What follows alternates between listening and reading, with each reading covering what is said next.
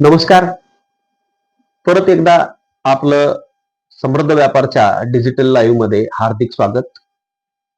आता अगोदर पहिला भाग आपण पाहिलेला आहे, तो फिटल मेडिसिन म्हणजे काय, आणि आता आपण या भागामध्ये पाहणार आहोत फिटल मेडिसिनचे काय फायदे आहेत समाजाला. दुसरी गोष्ट, याच्यासाठी काय काय काळजी घेतली पाहिजे, त्या अनुषंगाने आपण चर्चा करणार आहोत डॉक्टर पद्मावती बियानी तोष्णीवाल मॅडमशी. नमस्कार मॅडम, आपलं या भागामध्ये परत एकदा हार्दिक स्वागत. आता आपण या फिटल मेडिसिनची समाजाला किती गरज आहे त्याच्याबद्दल आपण थोडंसं बोलूया. आम्ही दर्शक मित्रांना आपण सांगावं. बरोबर.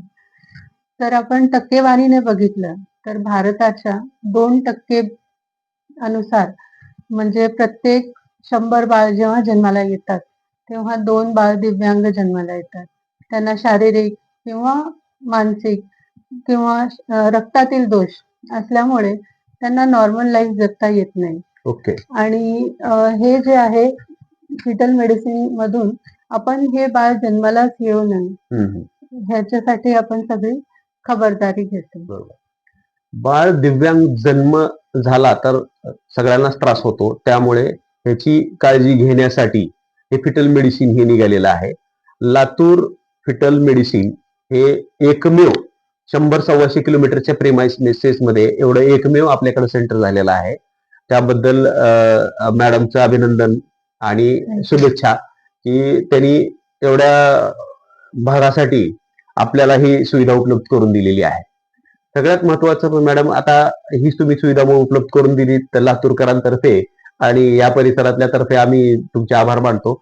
दुसरी गोष्ट, आता ही फिटल मेडिसिनचं सर्व लोकांपर्यंत आपल्याला जाण्यासाठी हा आपण पॉडकास्ट रिलीज करत आहोत. तर फिटल मेडिसिन समाजाला काय गरज आहे, किती लोकांपर्यंत पोहोचलेला आहे आपण आतापर्यंत, आपण किती पेशंटला काय म्हणतो आपण ह्याची सुविधा दिलेली आहे, त्याच्याबद्दल थोडं सांगा.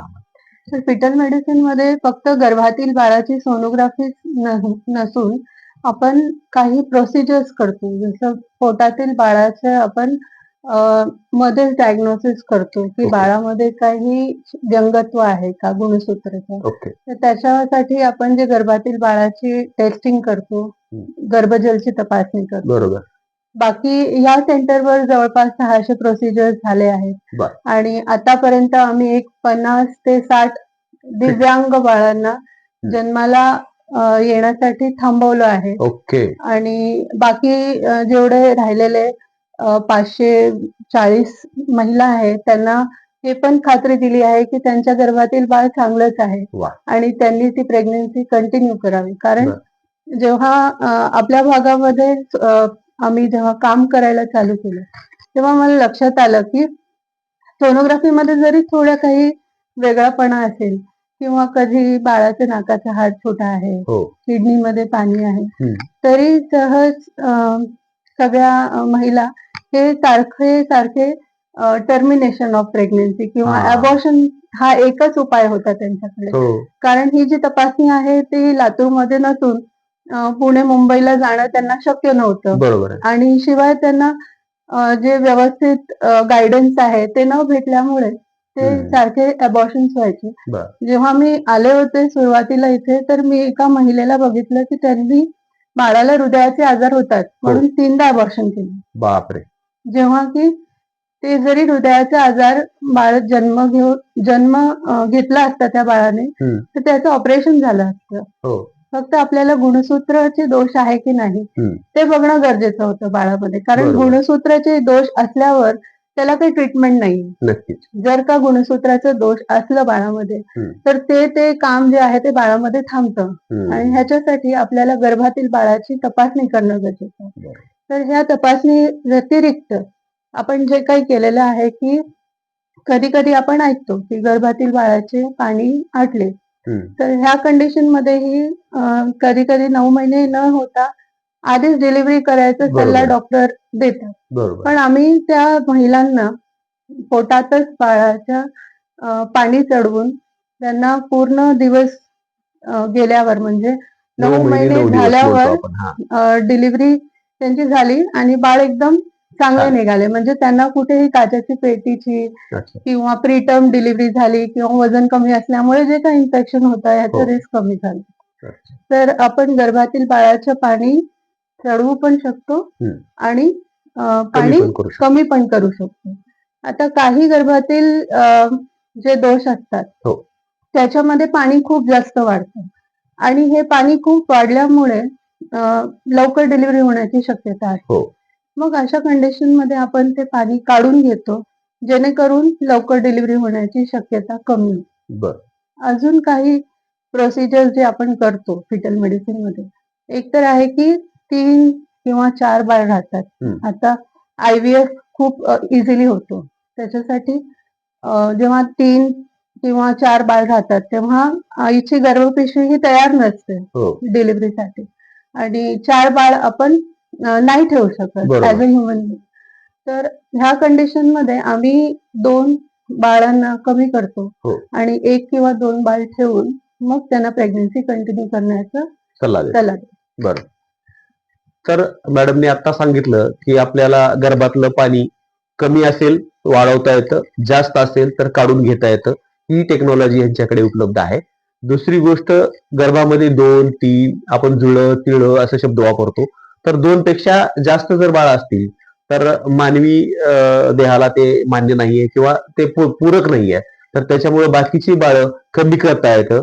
त्याला म्हणजे जन्माच्या अगोदर किंवा त्याच्यात जीव होण्याच्या अगोदर ते कमी करून आपल्याला 1 किंवा 2 बाळ आपण सुदृढ तयार होतील अशा पद्धतीनं मॅडम ट्रीटमेंट करून देत आहेत.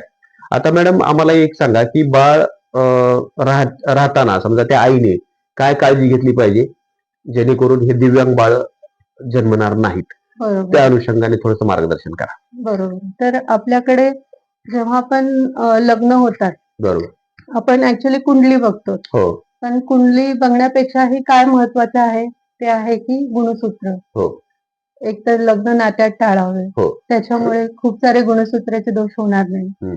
आपल्या अवतीभोवती किंवा आपल्या परिवारामध्ये कोणी ॲबनॉर्मल बच्चू आहे हा. तर त्या म्हणजे त्या कपलनी आधीच सल्ला घ्यावा हो. की प्रेग्नन्सीच्या आधी हम्म. की ते काय करता येईल जेणेकरून ते आजार त्यांच्या मुलांना न झाले होणार नाहीत. पाहिजे. हा.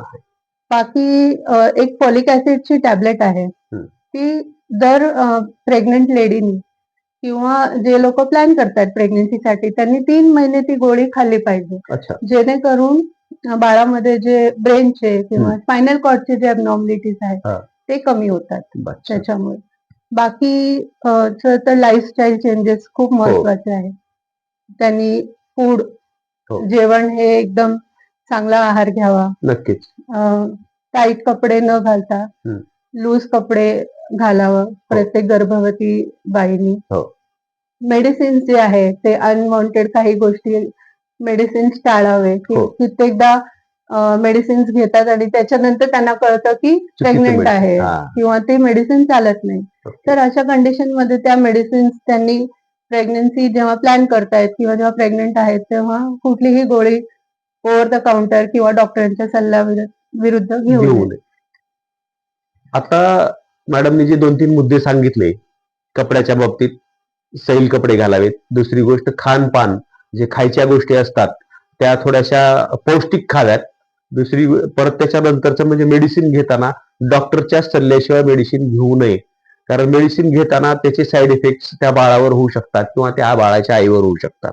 मॅडम आम्हाला सांगा की आईला किंवा अनुवंशिक काही आजार असतील, बीपी आहे, शुगर आहे किंवा आणखी काही आजार आहेत, तर त्या आजाराचा त्या लेकरावर काही परिणाम होतो का?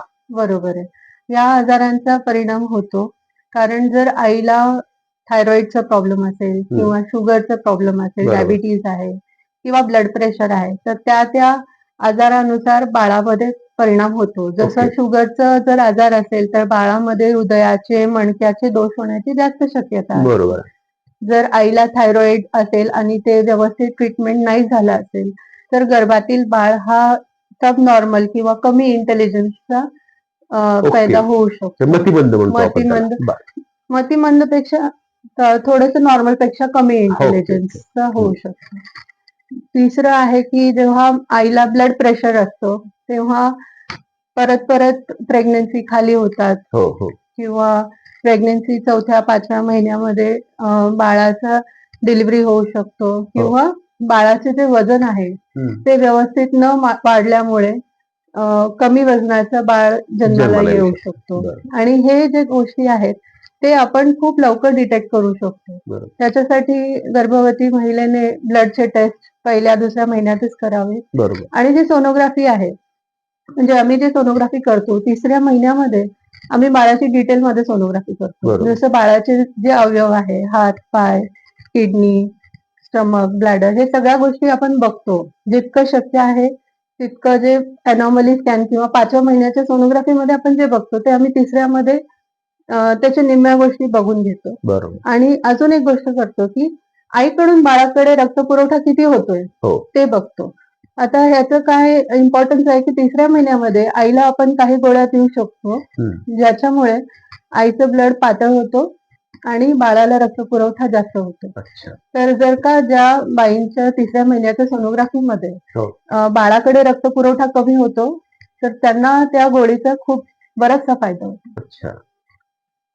तर मॅडमनी आता आपल्याला जो मुद्दा सांगितला की काय केलं पाहिजे, काय नाही केलं पाहिजे, अनुवंशिकतेबद्दल पण काय केलं पाहिजे, आणि जी महिला प्रेग्नंट आहे ज्याला आपण गरोदर म्हणतो, ती गरोदर महिलांनी काय काय काळजी घेतली पाहिजे, कपडे कसे घातले पाहिजेत आणि खानपान काय, ह्या सगळ्या गोष्टींच्या आतापर्यंत आपण त्यांच्याकडनं माहिती घेतलेली आहे. आता पुढील भागामध्ये आणखी याच्यापेक्षा डीप मध्ये आपण माहिती घेणार आहोत आणि आपण पुढचाही भाग असाच पाहावा त्याबद्दल आपल्याला विनंती करतो. दुसरी गोष्ट, आता 3रा भाग आपण आता शूट करतोय. तर पहिला भाग फिटलचा झाला, फिटल मेडिसिन. दुसरा भाग झाला त्याची समाजाला काय गरज आहे आणि काय काळजी घेतली पाहिजे. आता 3ऱ्या भागामध्ये आपण ह्याच्याबद्दल सविस्तर जाणून घेऊ. धन्यवाद.